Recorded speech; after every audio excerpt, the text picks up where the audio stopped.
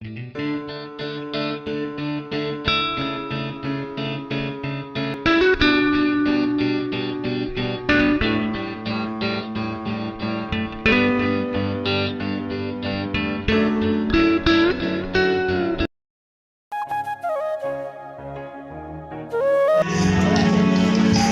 কি করতে হবে না, দুইজনের সঙ্গে একদম মধুর সম্পর্ক রাখতে হবে।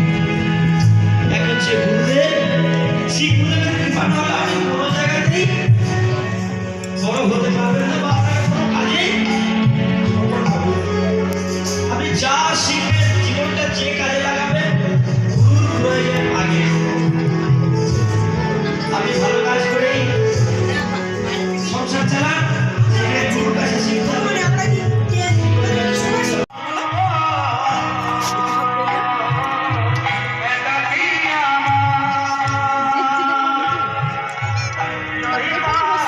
বসো।